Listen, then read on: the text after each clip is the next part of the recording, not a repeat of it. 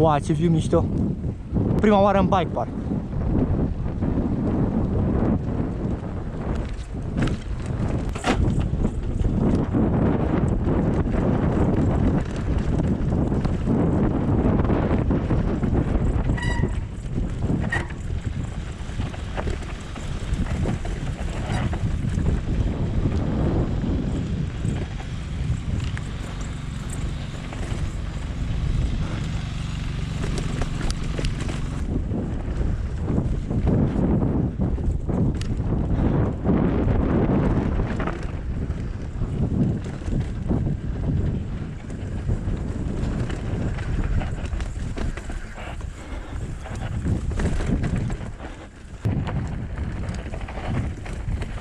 Am crezut că ceva mai extrem.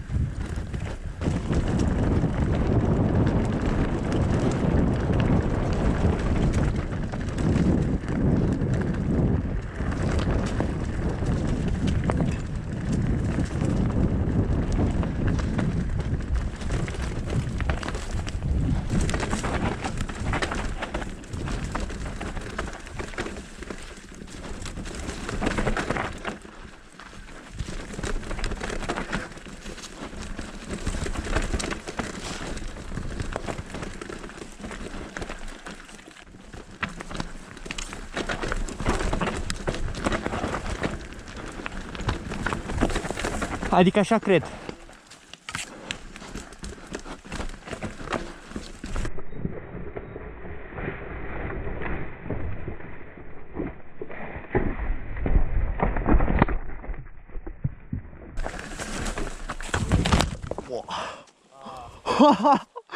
Bă, tu știi că n-am simțit nimic? Ce bună e armura.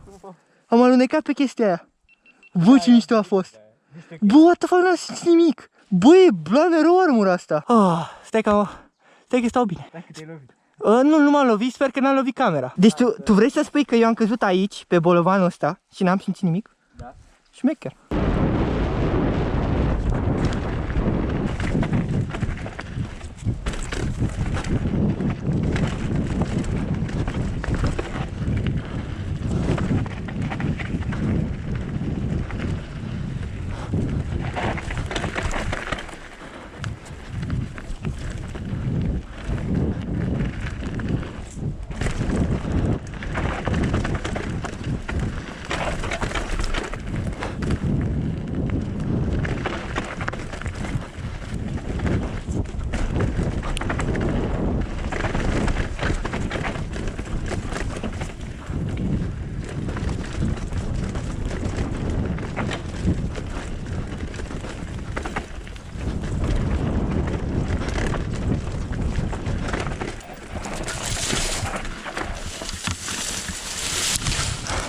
Bă, care erau șansele, bă?